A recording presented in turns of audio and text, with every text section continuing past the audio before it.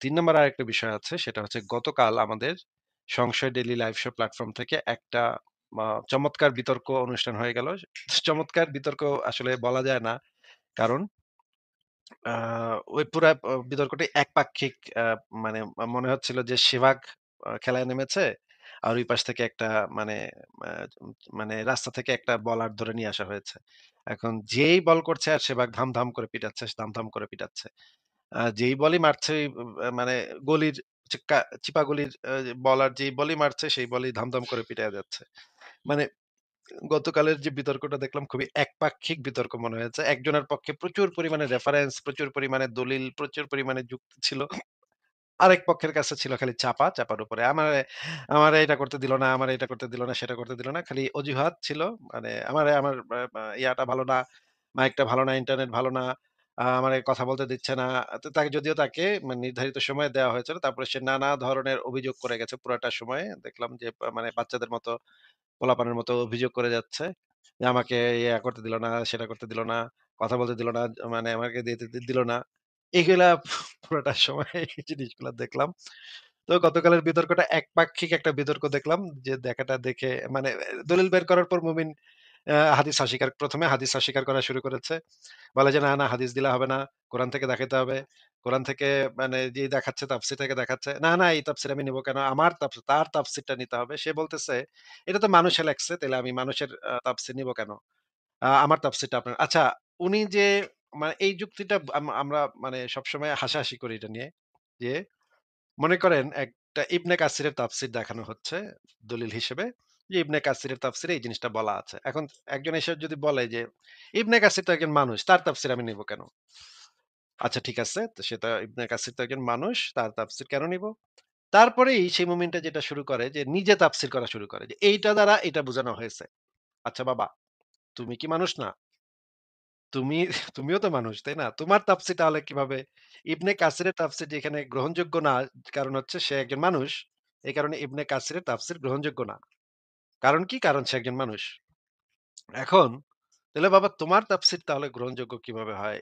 মানুষ হিসেবে যদি তুমি আর ইবনে কাসির পাশাপাশি দাঁড়াও, তাহলে তো ইবনে কাসির অনেক উপরে থাকবে, তাই না?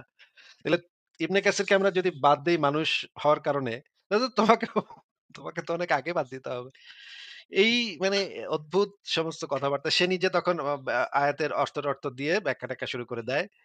আমরা ইবনে কাসিরের তাফসীর নিব না। কারণ সে তো মানুষ। সে তো ভুল করতেই পারে। আচ্ছা সে ভুল করতে পারে বুঝলাম। কিন্তু তুমিও তো ভুল করতে পারো, তাই না? তুমি তো আরো বেশি ভুল করতে পারো। বাংলাদেশের এই চুনাহাগা মুমিনদের এই যে যুক্তি যে কোন দলিল নিব না। হ্যাঁ? অমুকে কি লিখছে? তাফসিরে জালালাইনে কি লেখা আছে? তাফসিরে মাঝারিতে কি লেখছে? আমি দেখব না। ভাই এগুলা তো মানুষে লেখছে। আমি তো দেখব কোরআন। আচ্ছা আসেন কোরআন দেখেন। দেখেন এই কোরআন দ্বারা এরপরেই সে শুরু করে কোরআনের ওই আয়াতটার ব্যাখ্যাটা শুরু করে। এই আয়াত দ্বারা ভাই এটা বোঝানো হয়েছে। তো এইটা যে বোঝানো হয়েছে, তুমি যে এটা ব্যাখ্যাটা করলা, এটা তো তোমার তাফসীর তাহলে হইলো। মানে এইটা মানে কি পরিমাণে একটা চুনাহাঙ্গা মার্কা মানে মানে কথা যে অমুকের তাফসীর নিব না কারণ এত মানুষে লিখছে। আরে সবই তো মানুষে লিখছে। কোরআনটা তো মানুষই লিখছে। আল্লাহ তো উপর থেকে লিখা পাঠায় নাই। তাইলে কোরআনটা নিব কেন? তাই না? তো ঠিক আছে আমরা তাহলে মা শুরুর আলোচনাটা শেষ করে ফেললাম। তাহলে এখন আমি আমাদের ব্যাকস্টেজে যারা এসে আ চলে আসছেন তাদেরকে আস্তে যুক্ত করছি। ১ম এ যুক্ত করি রনি আহমেদ। আপনাকে যুক্ত করা আছে, বলেন আপনি। ভালো আছেন ভাই? হ্যাঁ, ভালো আছি। আশা করি আপনিও ভালো। বলেন তাহলে। হ্যাঁ, আমি ভালো আছি।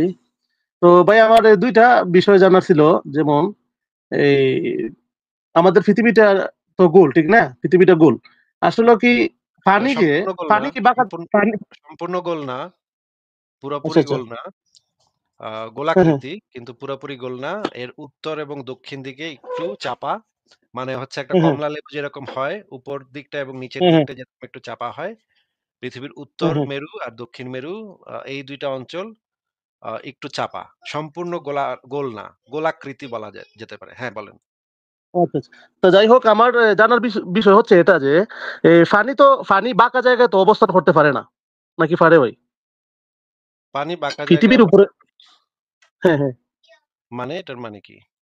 মানে পৃথিবীটা তো আপনার বাঁকা, ঠিক না? পৃথিবীটা তো সমান স্তর না, যেমন কোরআনের মধ্যে আছে পৃথিবীর স্তর একদম লেভেল সমান। আসলে তো পৃথিবীটা তো ওই রকম না। পৃথিবীটা তো যেহেতু আপনি বলছেন যে ডিমের মতো বা কমলার মতন একটু দক্ষিণ দিকে একটু বাঁকানো আছে। হ্যাঁ? ডিমের তো মতো না। আমার আমার ডিমের তো ভাই ডিমের মতো না। ডিমের তো উপরের দিক এবং নিচের দিকটা চোখ্খা হ্যাঁ, হ্যাঁ। থাকে। আর আচ্ছা, আচ্ছা। পৃথিবী হচ্ছে কমলা লেবুর আকৃতির। মানে উপরের যাই হোক দিকটা ভাই সাদা, আমি নিচের মেনে দিকটা নিলাম একটু ভিতরের দিকে। যে পৃথিবীটা হ্যাঁ, আমি মেনে মেনে নিলাম যে নিলেন না, পৃথিবীটা মেনে নিলেন না, মেনে কমলা নিলেন লেবুর না, মতো। মেনে নিলেন না। দাঁড়ান আগে কথা শুনে নেন। এবং বলেন। পানির যে আচ্ছা প্রবাহ বলেন। সেই প্রবাহটা নির্ভর করে হচ্ছে মাধ্যাকর্ষণ বলের উপরে। হ্যাঁ? মাধ্যাকর্ষণ বল হ্যাঁ, হ্যাঁ। কাকে বলে জানেন আপনি? না জানি না। মাধ্যাকর্ষণ বল কাকে বলে আপনি কখনো স্কুলে যান নাই? গেছি ভাইয়া মনে নাই কারণ স্কুল ছাড়ছি অনেক দিন হয়ে গেছে। ঠিক আছে? আসলে এটা আপনি বুঝতেছেন যে আসলে এত কিছু মনে থাকার কথা না। আর আমি এখন ব্যস্ত কর্মজীবনে ব্যস্ত আছি ভাই। ঠিক আছে? কিন্তু মাধ্যাকর্ষণ বল এটা একজন মানুষ কিভাবে না জানে এই জিনিসটাই তো আমার মাথায় ঢুকতেছে না ভাই। এটা তো মানে আমাদের স্কুলে একদম বেসিক পাঠ ছিল। একদম ক্লাস প্রাইমারি স্কুলেই আমরা এগুলা জানতাম। আপনি কি পড়ালেখা কতদূর করছেন ভাই? আমি এসএসসি কমপ্লিট করছি ভাইয়া। এসএসসি আচ্ছা। কিন্তু ভাই এটা তো হুম, একটা প্রাইমারি পার্ট। মাধ্যাকর্ষণ বল নিউটন এটা আবিষ্কার করছে। মানে আপেলটা উপর গাছ থেকে নিচের দিকে পড়ে। কেন পড়ে এটার ব্যাখ্যাটা নিউটন দিল। এই জিনিসগুলো তো আমরা গল্প দিয়েও আমরা শিখে ফেলি। এটা তো পড়ারও দরকার নেই। এটা তো গল্প থেকেই আমরা শিখে ফেলি বা জেনে যাই। মাধ্যাকর্ষণ বল কাকে বলে এটা আসলেই আপনি জানেন না বলেন তো? না, না সত্যি আমি রিয়েলি বলতেছি ভাই। আমি পড়ছি, হয়তো আমার মনে নাই। ঠিক আছে? আমার একদম মনে নাই। যদি আপনি একটু বলতেন আরকি। শর্ট করে বলেন, আচ্ছা সমস্যা এটা নাই। এটা তো খুবই অদ্ভুত একটা ব্যাপার যে পৃথিবীতে এখনো একজন মানুষ আছে যে মাধ্যাকর্ষণ বল কি এটা জানে না। এটা আমার কাছে ভাই অতি অদ্ভুত একটা ব্যাপার মনে হইতেছে। যে এইরকম মানুষও থাকতে পারে যে মাধ্যাকর্ষণ বল কাকে বলে এটা জানে না। এরকম মানুষ যে পৃথিবীতে বাইচা আছে এটাই আমার জন্য একটা বিরাট না আশ্চর্য আসিফ ভাই, আপনি আপনি এই কথাটা বলতে পারেন না। কারণ এখনো পৃথিবীতে এমন জায়গায় মানুষ আছে, এখনো তথ্য প্রযুক্তি আছে যে সেটা মানুষ জানেই না। আছে না এইরকম মানুষ আছে না পৃথিবীতে? এরকম সেটাই তো যে যদি এরকম থাকে তাহলে সেটা একটা অদ্ভুত ব্যাপার হবে। যে একজন মানুষ পৃথিবীতে আছে, সভ্য জগতে আছে। মানে জঙ্গলে-টঙ্গলে নাই বা দ্বীপে কোনো একটা মানে এমন কোনো দ্বীপ জনমানুষ শূন্য দ্বীপে নাই সে। আপনি তো সভ্য জগতেই আছেন। তারপরে আপনি এটা জানেন না এটা তো দুঃখজনক ব্যাপার। যাই হোক আপনাকে বলে দিচ্ছি পৃথিবী গোলাকৃতি এবং পৃথিবী তার কেন্দ্রের দিকে একটা আকর্ষণ বল আছে। সেই আকর্ষণ বলটা দিয়ে পৃথিবী সমস্ত কিছু সেটা নিজের দিকে টানে, হ্যাঁ? এই হ্যাঁ, পৃথিবীর প্রত্যেকটা মহাবিশ্বের প্রত্যেকটা বস্তুই একটা অপরটাকে আকর্ষণ করে। ঠিক আছে? এক ধরনের আকর্ষণ বল সবসময় থাকে। পৃথিবীর যে আকর্ষণ বলটা অন্যান্য বস্তু, উপরিভাগের যে বস্তু বা অন্যান্য বস্তু সেগুলোর উপরে সেগুলাকে টানে নিজের দিকে টানে, ভেতরের দিকে কেন্দ্রের দিকে টানে। ঠিক আছে? এখন যদি হ্যাঁ, আপনি হ্যাঁ, একটা আ একটা গোলাকৃতির একটা জিনিস আঁকেন এবং এঁকে যদি কেন্দ্রটা বের করেন, সেটার কেন্দ্রটা বের করেন, সেখানে দেখবেন যে কেন্দ্রের দিকে সেই জিনিসটা টানতেছে। ঠিক আছে? এবার আপনি হুম, বলেন।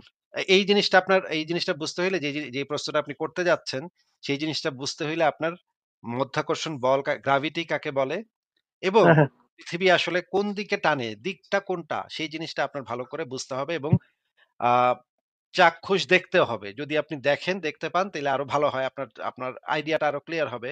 আপনি YouTube এ সার্চ করে দেখতে পারেন যে হাউ গ্র্যাভিটি ওয়ার্কস মানে পৃথিবীতে গ্র্যাভিটি কিভাবে কাজ করে পৃথিবীর উপরে। তখন আপনি দেখতে পাবেন যে আপনাকে একদম মানে ভিজুয়ালি দেখাবে। ছবি আঁইকা খুব সুন্দর করে ওরা দেখায় দেয় স্টেপ বাই স্টেপ। এই হ্যাঁ, জিনিসটা হ্যাঁ, আপনি হ্যাঁ। YouTube এও দেখতে পারেন। আপনি YouTube এ দেখে সার্চ করেন, দেখেন আপনি পেয়ে যাবেন। আপনি বলেন আপাতত বলেন যে প্রশ্নটা কি আপনার? না, না আমার জানার বিষয় ছিল এটাই যে আসলে আমি যতটুকু জানি যে পানিটা বাঁকা জায়গায় অবস্থান করতে পারে না। হ্যাঁ? আমি দেখছি অনেক সময় যেমন গ্লাসের মধ্যে পানি রাখলে আপনি এটা ডাইরেক্ট একদম সোজা হয়ে যায়। হ্যাঁ? তা আমার এইটাই জানার ছিল যে পৃথিবীটা তো বাঁকা সিস্টেম, ঠিক না? তো পানিতে অবস্থানটা করতেছে কিভাবে? এটাই আমার জানার ছিল আরকি। পানিটা তো অবস্থান করতেছে না। পানি তো প্রবাহিত ভাই। পৃথিবীর সমস্ত পানি তো প্রবাহিত পা হচ্ছে। এক জায়গা থেকে পানি আরেক জায়গায় চলমান, তাই তো? চলতেছে। চলমান হ্যাঁ, চলমান এবং দেখবেন আপনি হিমালয় হ্যাঁ, হ্যাঁ। পর্বত থেকে পানিগুলা আস্তে নেমে এসে বাংলাদেশ হয়ে বঙ্গোপসাগরে গিয়ে পৌঁছায়। দেখবেন নদীগুলার ভিতরে একটা প্রবাহ আছে। সবসময় নদীগুলার ভিতরে বিশেষ করে একটা প্রবাহ আছে এবং সমুদ্রের ভিতরেও একটা প্রবাহ আছে যেটাকে আমরা ঢেউ বলি। সেই ঢেউগুলা সারাক্ষণই আপনি সমুদ্রে গেলে সারাক্ষণই সেই ঢেউগুলা দেখতে পাবেন। কোন পানি তো স্থির না ভাই। সব পানি প্রবাহমান। হ্যাঁ, হ্যাঁ, হ্যাঁ। একমাত্র যদি আপনি বাসায় একটা ছোট একটা পুষ্করিণী বানান, সেইটার পানি স্থির থাকবে। কারণ সেটার পানি তো আর কোথাও যাইতে পারতেছে না। কিন্তু নদী, সমুদ্র এগুলা সবগুলার পানি তো প্রবাহমান। আচ্ছা, আচ্ছা। যাই হোক ভাই, ধন্যবাদ আসলে আপনি আমার এত সুন্দর করে বোঝানোর জন্য। আপনার অডিয়েন্স তো এবং ভাই গালাগালি করতেছে আসিফ ভাইয়া। এই পানিগুলা হচ্ছে দক্ষিণ দিকে যদি আমরা এই অঞ্চলে থাকি তাহলে দক্ষিণ দিকে যায় মানে হচ্ছে নিচের দিকে যায়। নিচের দিকে সবসময় যাওয়ার চেষ্টা করে। পানিগুলা সবসময় নিচের দিকে যাওয়ার চেষ্টা করে। কারণ এই মধ্যাকর্ষণ বল এই পানিগুলাকে আকর্ষণ করে, পৃথিবীর কেন্দ্রের দিকে আকর্ষণ করে। এই কারণে পানিগুলা নিচের দিকে যাইতে শুরু করে।